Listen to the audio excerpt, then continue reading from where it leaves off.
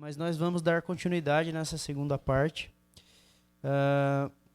E nessa segunda parte nós veremos a reação dos santos após aquilo que tinha acontecido com a igreja diante do milagre realizado pelos apóstolos e daquilo que tinha acontecido com eles perante o Sinédrio. Nesse sentido, então, o início da oposição não apenas começou por causa da pregação, não apenas resultou na prisão dos apóstolos, mas também resultou em duas marcas da igreja verdadeira.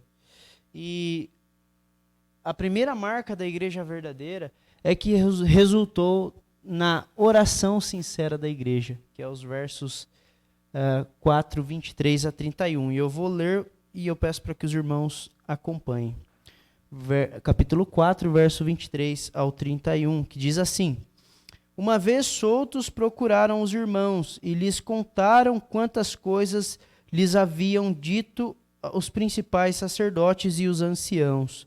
Ouvindo isto, unânimes, levantaram a voz a Deus e disseram: Tu, soberano Senhor, que fizeste o céu, a terra, o mar e tudo o que nele há, que disseste por intermédio do Espírito Santo, por boca de Davi, nosso pai, teu servo, por que se enfureceram os gentios e os povos imaginaram coisas vãs? Levantaram-se os reis da terra e as autoridades ajuntaram-se a uma contra o Senhor e contra o seu ungido, porque verdadeiramente se ajuntaram nesta cidade contra o teu santo servo Jesus, ao qual ungiste, Herodes e Pôncio Pilatos, com gentios e gente de Israel, para fazerem tudo o que a tua mão e o teu propósito predeterminaram. Agora, Senhor, olha para as suas ameaças e concede aos teus servos que anunciem com toda a intrepidez e a tua palavra, enquanto estendes a mão para fazer curas, sinais e prodígios por intermédio do nome do teu santo servo Jesus. Tendo eles orado, tremeu o lugar onde estavam reunidos, todos ficaram cheios do Espírito Santo e com intrepidez anunciavam a palavra de Deus. É interessante, então, que o início da oposição resultou também na primeira marca da igreja, numa das marcas da igreja, que era a oração sincera dos apóstolos de Jesus.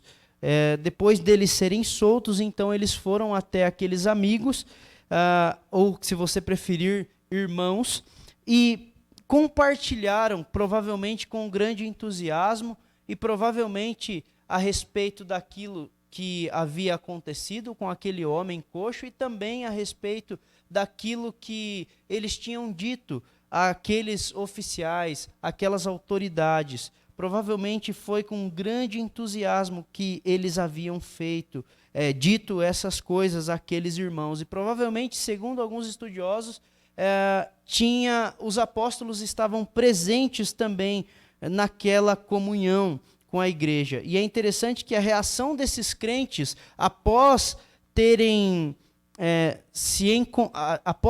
visto os apóstolos, foi uma reação que provavelmente muitos de nós não têm quando recebe uma boa notícia, ou talvez quando recebe uma má notícia.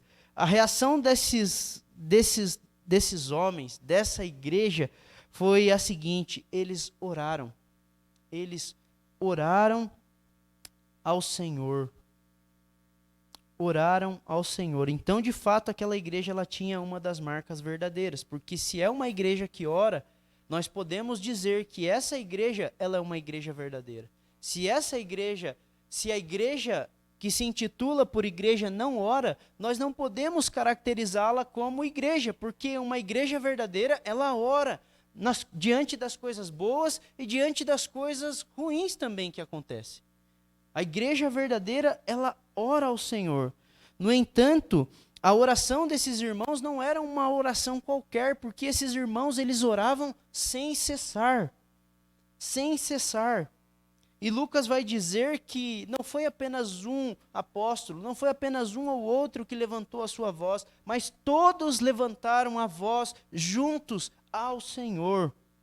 E essa atitude fiel da igreja primitiva, então, primeiro ela deve nos encorajar, irmãos, a buscarmos a Deus diante das boas notícias e daquelas ruins, que por vezes nós recebemos. Por vezes, notícias que atemorizam o nosso coração, como é aquilo que está acontecendo na Rússia, como é aquilo que tem acontecido no nosso próprio meio, pessoas que estão morrendo por algumas doenças, pessoas que estão talvez sofrendo por diversas coisas, e nós constantemente recebemos esse tipo de notícia. E por vezes a nossa atitude é muitas vezes dizer: eu vou orar por você. Mas muitas vezes nós esquecemos de orar pela pessoa. Muitas vezes nós esquecemos de clamar ao Senhor Jesus que conforte as pessoas. Muitas vezes esquecemos de dar graças pelas boas notícias. De tanto que nós temos entusiasmo com a boa notícia, nós não agradecemos a Deus. Nós não paramos um pouco e dizemos: graças a Deus, Senhor. Graças a Ti, ó Pai, pelo que o Senhor tem feito. Isso é uma das coisas que a gente percebe.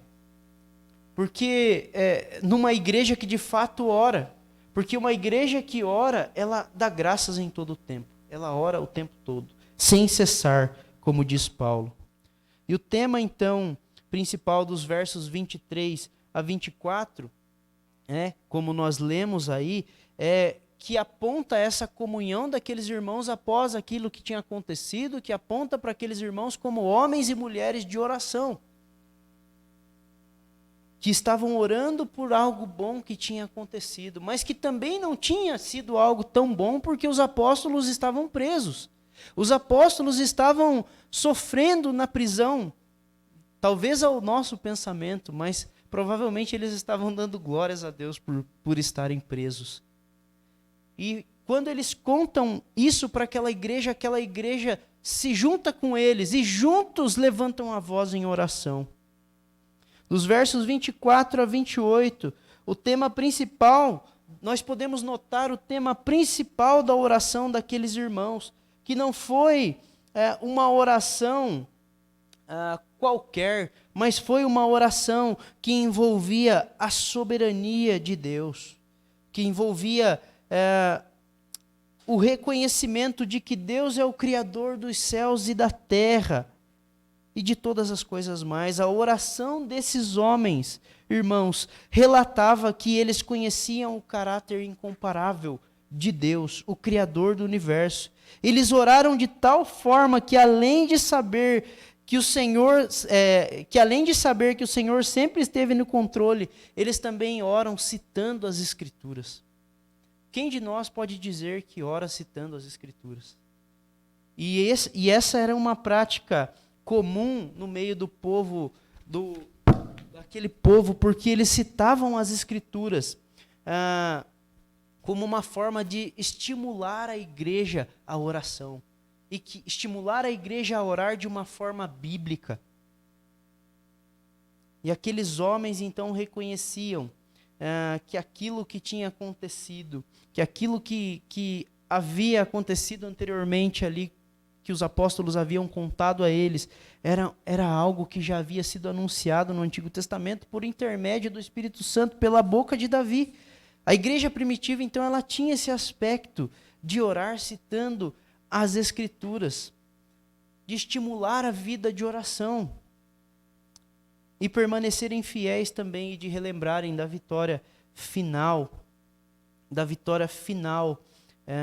em Cristo Jesus. A ideia é que tudo havia acontecido com Jesus e provavelmente com eles tinha sido pela mão do Senhor.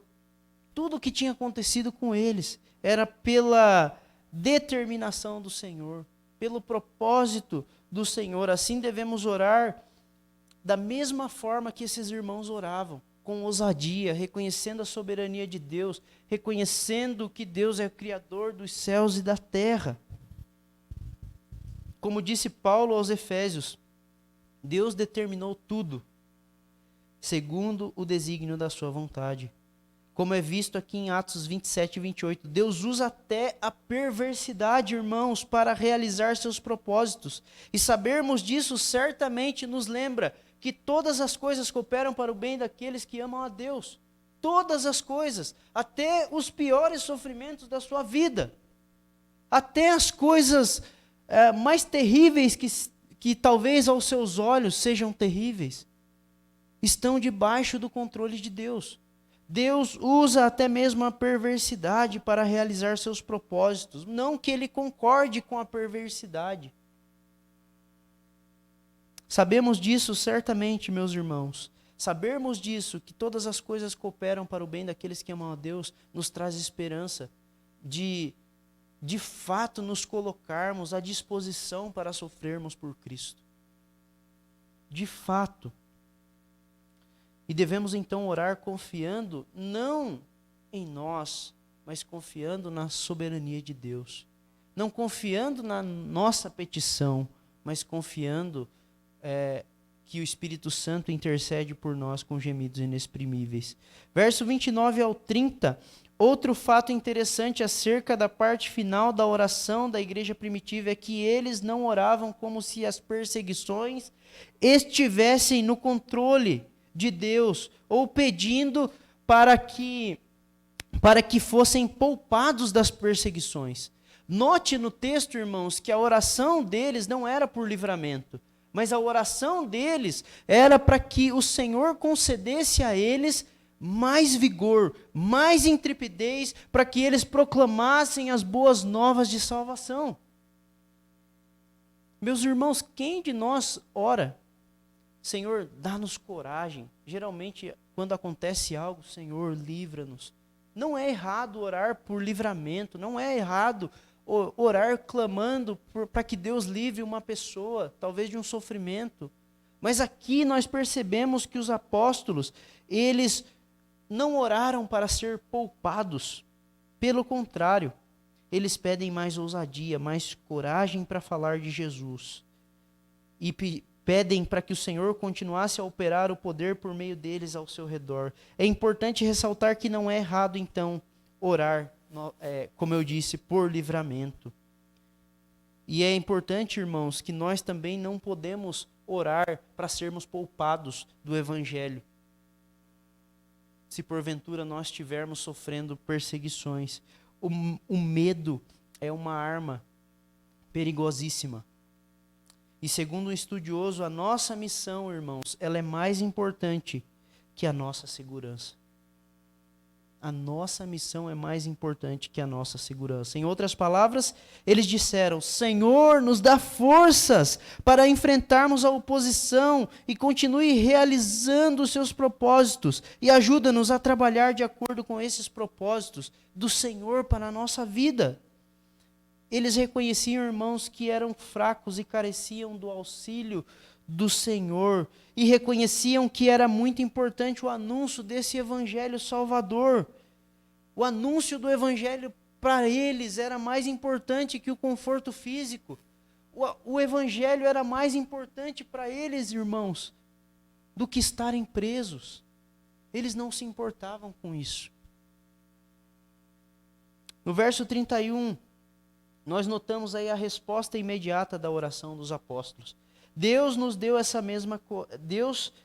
deu essa coragem para os apóstolos de orarem para não ser poupados. E logo em seguida, ele responde à oração no verso 31. Deus também nos dê essa mesma coragem e nos ajude a confiarmos que assim como o Senhor respondeu às orações daqueles irmãos, que após terem orado, nós percebemos no texto que houve um grande tremor. Ele é o mesmo que responde às nossas orações nos dias de hoje. Talvez o lugar aqui não vai tremer, mas ele é o mesmo que responde às nossas orações. É o mesmo Espírito que habita na igreja. É o mesmo Espírito de poder que está dentro de nós para proclamarmos as boas novas. O tremor, então, expressou não apenas uma resposta de oração, mas também o poder de Deus. Este poder foi o motivo de ficarem cheios do Espírito Santo. Foi o motivo. E sejamos então, irmãos, homens e mulheres de oração, cheios do Espírito Santo. O Deus do Espírito, o Deus Espírito, que pode nos habilitar a pregarmos com coragem pelo poder do Espírito Santo, da mesma forma que usou os apóstolos. Ele é o mesmo que pode nos dar poder para proclamar as boas novas de salvação. Mas às vezes nós esquecemos que o Evangelho é o poder de Deus. Às vezes nós confiamos na nossa palavra quando nós vamos falar com uma pessoa. Mas não é bem por aí, porque não é a nossa palavra, não é a nossa retórica, não é a nossa forma de falar bem. É a palavra que tem poder, não é você, não sou eu que convence o ser humano, é o próprio Espírito Santo, meu irmão. É o próprio Espírito Santo. Então, nós percebemos, à luz do livro de Atos, que toda vez que a igreja é perseguida, a oração não é para que eles sejam livrados, mas a oração é para que eles continuem, para que Deus os ajude a continuarem a proclamando o evangelho pelo qual estão sendo perseguidos. Constantemente. E essa coragem demonstra que eles estavam vivendo um cristianismo verdadeiro. Eles estavam vivendo um cristianismo que de fato está pronto para sofrer e se entregar por Jesus Cristo. De fato, o Espírito Santo habitava naquela igreja. E as perseguições não devem silenciar a igreja, meus irmãos, na qual o Espírito Santo habita. Que o exemplo de nossos irmãos ao serem usados pelo Espírito Santo na igreja primitiva nos traga coragem de orarmos mais, pedindo para que o desejo de pregar o Evangelho não seja maior que o conforto de não sermos perseguidos. Mas não para por aí, que o início da oposição não apenas resultou nessa marca da igreja. O início da oposição também resultou... O que eu estou fazendo? É para cá, né? Opa. Apanhando aqui. Ó. O início da oposição resultou também na união amorosa da igreja. Resultou na união amorosa da igreja. No verso 32, e em último lugar, o início da oposição ao evangelho resultou nessa marca da igreja. A unidade, a união.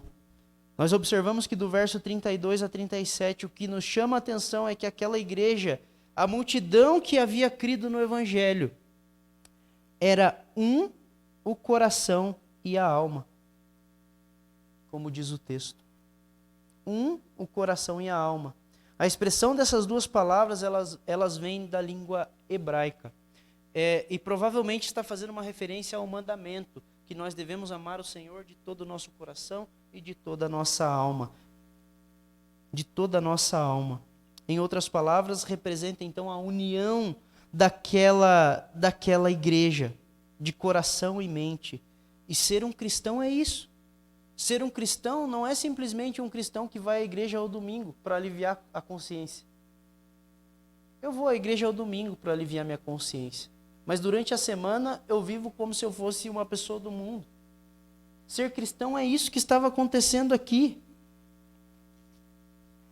Isso é ser cristão verdadeiro. Ser cristão significa viver união com Deus e viver em união com a igreja.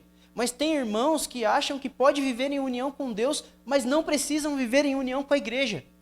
Não precisam ir à igreja ao domingo, louvar a Deus no dia do Senhor.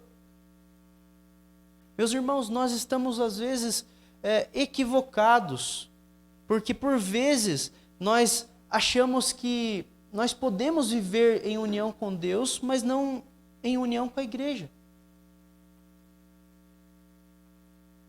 E isso é um equívoco da nossa parte, porque estar unido com Deus é estar unido com a igreja. Estar unido com Deus é estar em união com a igreja. Era dessa forma que aqueles crentes eram caracterizados, meus irmãos. Uma igreja unida que tinha relacionamento uns com os outros. que tinha relacionamento.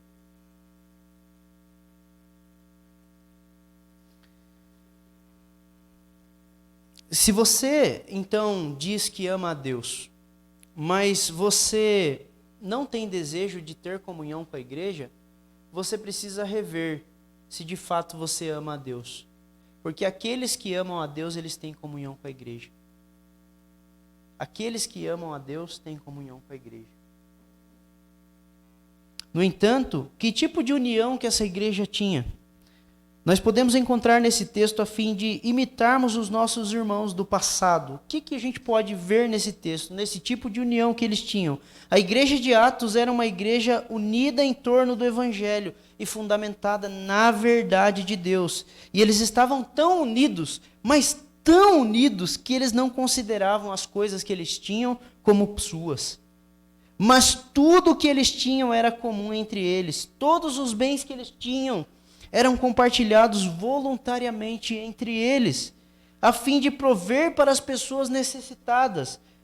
Ou seja, essa igreja ela não era uma igreja materialista, uma igreja que pensava no próprio umbigo, uma igreja que não pensava nos irmãos mais carentes.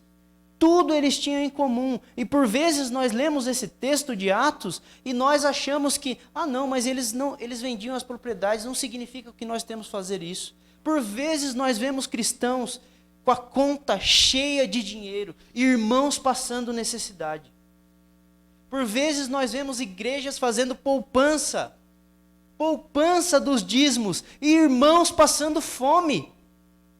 Isso é ser igreja? Isso é ser igreja, irmãos? De modo algum. Porque aquela igreja ela era caracterizada por ser uma igreja unida. Não apenas unida de relacionamento, de conversar uns com os outros, de fazer uma visita, mas aquela igreja era unida, inclusive, nos bens materiais. Não era uma igreja materialista. Eles compartilhavam as coisas que eles tinham porque o amor deles primeiro era por Jesus. Eles tinham amor por Jesus. E o amor por Jesus exige isso, sacrifícios pelas pessoas. Você servir o próximo, você dar aquilo que talvez esteja faltando para o seu irmão. Nos versos 33 a 35, naquele espaço de tempo, os apóstolos continuavam a dar testemunho, então, da ressurreição de Jesus com grande poder. Se vocês observarem, os apóstolos, eles estiveram com Cristo, e o desejo deles era de compartilhar mais e mais dessa mensagem transformadora. Isso mostra o amor deles por Cristo. Ainda que as coisas materiais fossem importantes, a palavra de Deus, aquilo que Cristo havia feito, era muito maior. A alegria em Jesus era muito maior. Porque eles sabiam que essa alegria não era passageira, mas essa alegria era eterna. Eles reconheciam que tudo vinha de Deus e por isso serviam de forma abundante as outras pessoas, para a glória de Deus. A igreja de Atos, ela amava a Jesus mais do que os seus bens. Mais do que os seus bens. E se eu fizer uma pergunta aqui, você ama mais a igreja de Jesus com os seus bens? Você tem sido individualista? Nós não podemos agir como igreja que é individualista, que ama mais os seus bens, que ama mais comprar um telefone caro, que ama mais comprar um carro caro do que abençoar a vida de um outro irmão. Não que nós não possamos ter isso, mas por vezes nós somos muito materialistas. Nós pensamos em nós, mas não pensamos no outro. É o que Paulo vai dizer lá em Filipenses, quando ele vai dizer para aquela igreja que estava pensando no próprio umbigo. Ele vai usar o exemplo de Cristo. Tende em vós o mesmo sentimento que houve em Cristo Jesus. Tende em vós o mesmo sentimento que houve em Cristo Jesus. Porque estava havendo divisões, conflitos naquela igreja. E Paulo vai dizer isso. a igreja distribuía e supria de modo que ninguém tinha falta de nada.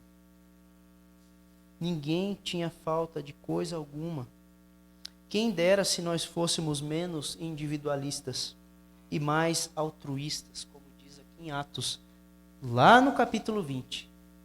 Quem dera se nós fôssemos altruístas, nós teríamos um pouco da igreja de Atos. Nós estamos estudando a igreja de Atos, mas será que nós vamos sair daqui do retiro querendo ser como a igreja de Atos? Será que nós vamos sair daqui do retiro com uma nova perspectiva do que é ser igreja?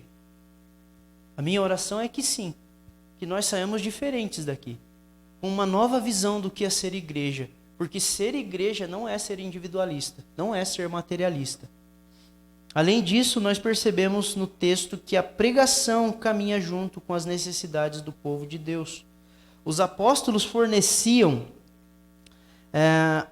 o alimento espiritual sem negligenciar as necessidades básicas.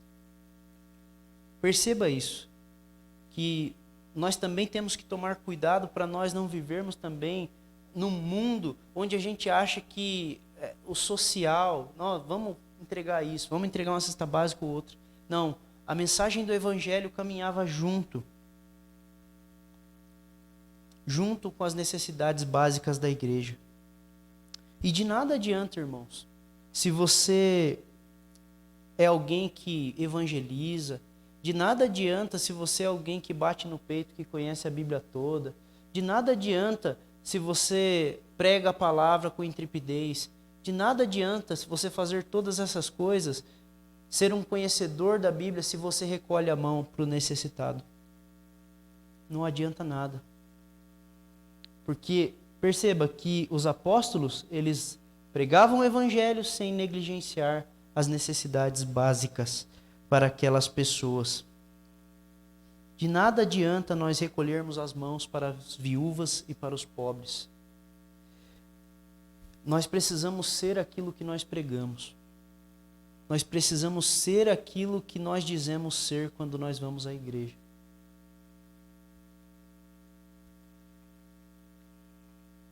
Se você prega o amor, ame. Se você prega que os irmãos têm que ajudar os necessitados, ajude. Se você prega que nós precisamos amar uns aos outros, nós precisamos então amar uns aos outros tendo comunhão com a igreja, primeiramente. Não basta dizer e entender que nós amamos uns aos outros se nós não desejamos ir à igreja.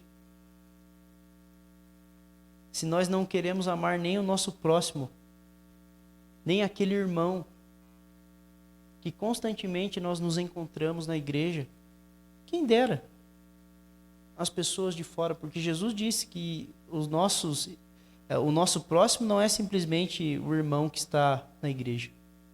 Nosso próximo é qualquer um. Se fizermos uma análise, irmãos, e formos sinceros, muitos de nós não têm consciência bíblica do que a igreja de Atos tinha. Eles sabiam que não podia existir pobreza no povo de Deus. E eu não estou falando isso pelas minhas próprias palavras, porque certamente eles entendiam aquilo que está escrito em Deuteronômio 15. O sentido é que por causa das bênçãos abundantes de Deus sobre o seu povo, a comunidade cristã, de acordo com Deuteronômio 15, deveria abolir a pobreza.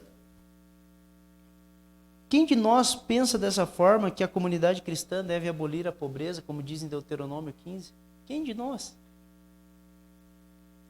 Perceba que a igreja de Atos tinha uma consciência bíblica elevada. Eles entendiam que não devia haver pobreza no meio do povo de Deus. Eles entendiam isso. E talvez não pensemos porque nós não amamos o próximo como a nós mesmos. E isso precisa mudar, meus irmãos. Isso precisa mudar urgentemente. Somos a igreja de Jesus que continua tendo a mesma missão que a igreja de Atos. Somos a igreja de Jesus que continua tendo o mesmo espírito da igreja de Atos. E se isso não mudar, nós vamos ser uma igreja fraca. Uma igreja fraca que não tem não tem testemunho forte para que as pessoas olhem para nós e vejam a luz de Cristo.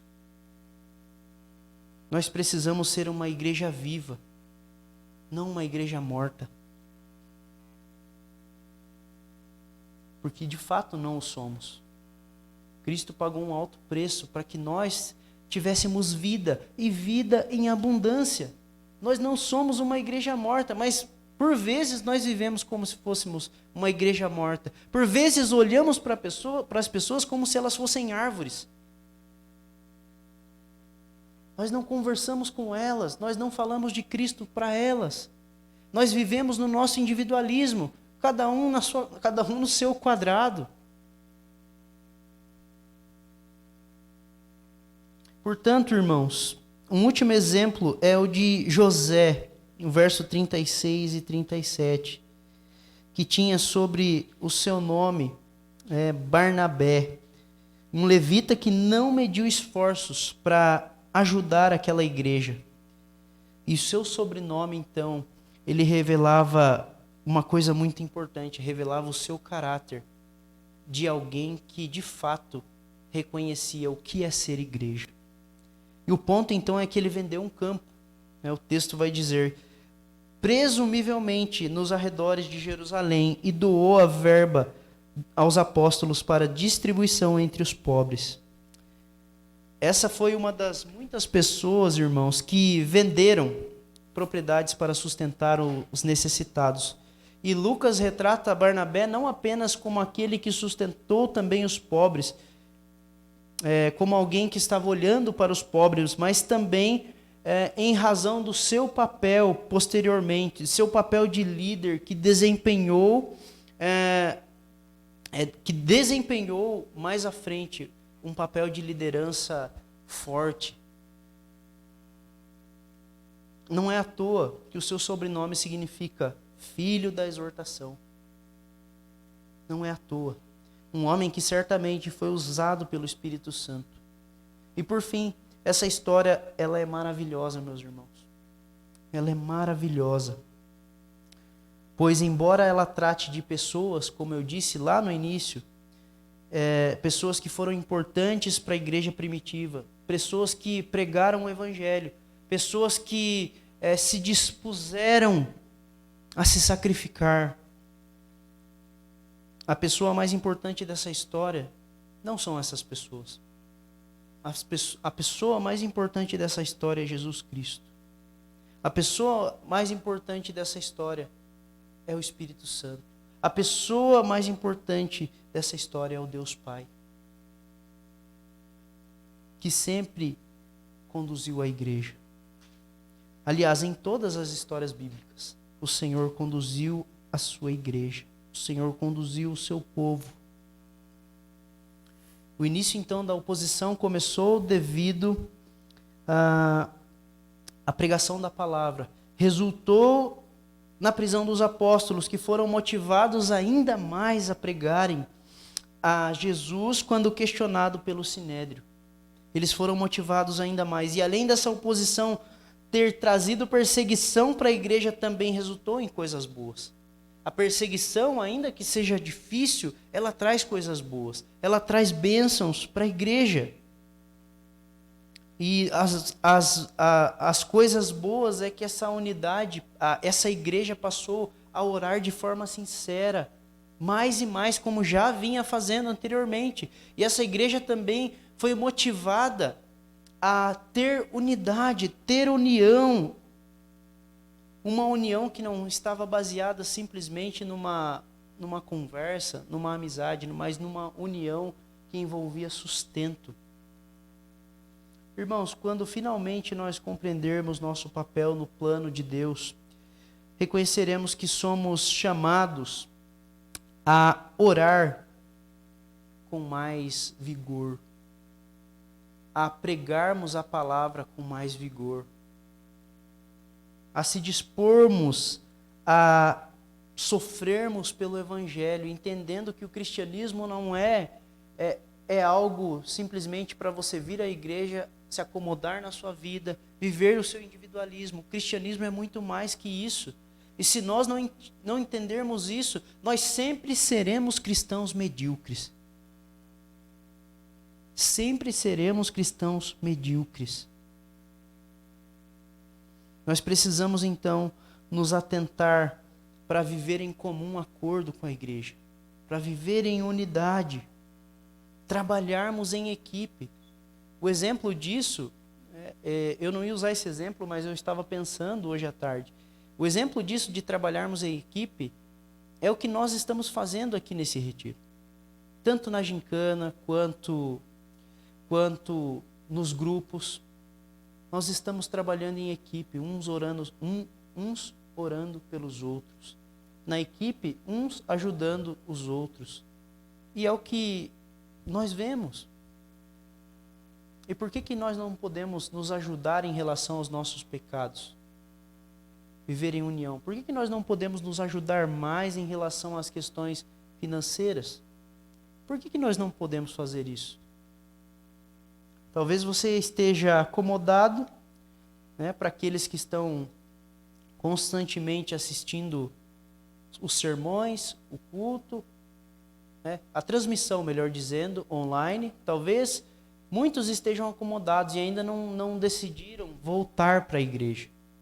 Talvez você está aqui, mas talvez você não está indo à igreja. Então, nós precisamos recordar que a igreja ela é mais do que olharmos para um computador. A comunhão da igreja é muito maior que isso.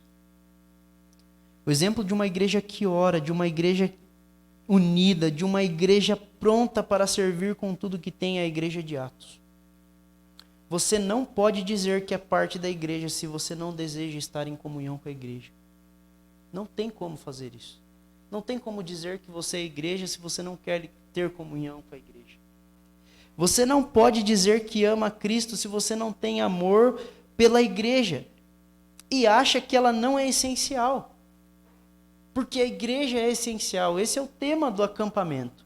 Entenda que amor pela igreja é você não deixar de pregar o evangelho diante das coisas boas. É você não deixar de pregar o evangelho diante das perseguições. É você não deixar de pregar o evangelho em toda e qualquer situação, quer seja oportuno, quer não. Nós somos chamados a pregarmos o evangelho da salvação. Ser igreja é você não deixar de congregar com os seus irmãos. É você não deixar de orar pelos irmãos, é você não deixar que a pobreza se estenda no meio do povo de Deus. Ser igreja é isso. Isso é amor pela igreja. Isso é o entendimento de que a igreja é essencial. E Jesus é o maior exemplo, irmãos, de que amou a igreja e de que nos chama também a amarmos essa igreja. Jesus é o maior exemplo de que nós devemos amar a igreja. E nós precisamos urgentemente despertarmos disso. Porque se você está aqui, você se considera parte da igreja, então a partir de hoje, que nós possamos sair daqui e viver como igreja. E viver como igreja. Que Deus assim vos abençoe. Aqui eu coloquei a divisão e também aqui para não falhar, como no primeiro momento, mais uma vez eu peço perdão aos irmãos, eu coloquei as perguntinhas, né? Como você costuma reagir às circunstâncias difíceis? Se você reagisse do mesmo modo que a igreja de Atos, como seria? Né? Deus é absolutamente soberano. Que diferença isso faz ou deve fazer em suas orações e em suas respostas aos sucessos e aos problemas de hoje? Relacione algumas das necessidades de membros de sua igreja. Como você pode contribuir com parte daquilo que Deus lhe deu para ajudar aqueles que não têm as mesmas condições materiais? São perguntas que devem ficar na nossa mente como uma reflexão. Como que a gente vai reagir nas circunstâncias difíceis? Agindo como cristãos, como igreja que de fato não teme à perseguição. Reagindo da forma como a igreja de Atos, não clamando para o Senhor para que Ele nos poupe dos sacrifícios, mas clamando para que Ele nos dê coragem para continuarmos proclamando as boas novas. E entendermos que Deus é absolutamente soberano, isso faz toda a diferença, porque nos mostra que, de fato, até as coisas piores na nossa vida cooperam para o nosso bem, para o bem daqueles que amam a Deus. Relacione algumas necessidades de membros da sua igreja. Irmãos, poderíamos listar inúmeros problemas. Inúmeros problemas. Mas só o fato de, por vezes, nós vermos irmãos pecando, num outro sentido, não no financeiro, mas só por vezes de nós vermos irmãos pecando e não ajudarmos esses irmãos, corrigirmos esses irmãos. Por vezes nós fazemos um julgamento sem disciplina, que é fofoca, na verdade. Por vezes fazemos isso e não temos coragem de ajudar o irmão, a corrigir o irmão. E por vezes nós também não temos coragem de fazer isso, de fazermos uma relação daquilo que as pessoas precisam. Porque por vezes nós somos muito individualistas. É claro que a nossa igreja ela tem ajudado muitas pessoas, mas eu acho que ainda é pouco. Porque amar a igreja como a igreja de Atos amou, não é simplesmente você dar R$1. Não é simplesmente isso. Claro que isso é bênção de Deus. Entendam o que eu quero dizer. Mas nós precisamos fazer mais. A igreja de Jesus, ela precisa ser mais importante que os nossos bens. Que Deus nos abençoe. Vamos orar para encerrarmos? Obrigado, gente, pela paciência. Senhor, nós te damos graças, porque apesar do horário, apesar do cansaço, nós estamos diante da Tua palavra e cremos que ela fala aos nossos corações, cremos que ela é viva, que ela é eficaz e que ela penetra no mais profundo do nosso coração. Cremos que ela é inerrante, ó Deus, e nos conta histórias maravilhosas. Cremos, ó Deus, que a Tua palavra, ela pode mudar o nosso caráter, ela pode mudar, transformar a nossa vida. Pode de fato, ó Deus, fazer com que nós sejamos uma igreja verdadeira, que não apenas diz ser igreja, mas que vive como a igreja no passado, que vive o verdadeiro cristianismo.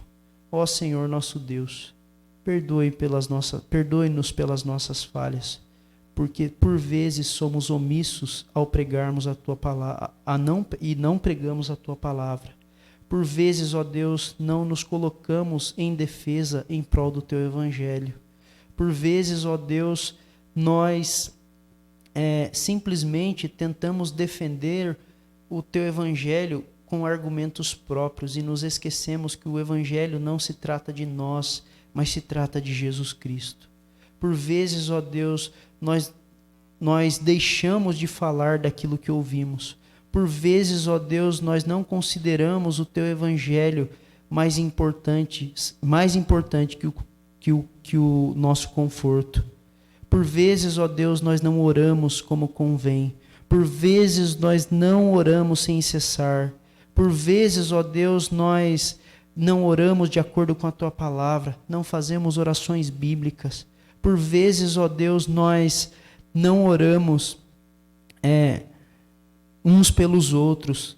Por vezes as pessoas pedem para nós orarmos e muitas vezes nós não oramos, nós apenas dizemos, deixe que eu vou orar por você, mas na verdade nós não oramos, ó Deus. Tenha misericórdia da nossa vida por isso. E ajude-nos, ó Deus, a de fato, a sermos uma igreja unida. Unida na Tua palavra, unida na vida de oração e unida também na vida financeira, ó Deus, no sentido de que nós devemos abolir a pobreza no meio do povo do Senhor, assim como diz a Tua palavra. Ó Santíssimo Deus, ajude-nos a de fato sermos igreja verdadeira, a de fato entendermos que a igreja é essencial para nós crescermos espiritualmente, para nós conhecermos ao Senhor e para nós mantermos comunhão uns com os outros, porque quando amamos a igreja é porque amamos ao Senhor. Ó Santíssimo Deus, nos ajude e tenha compaixão da nossa vida. É o que nós oramos e agradecemos em nome de Jesus. Amém.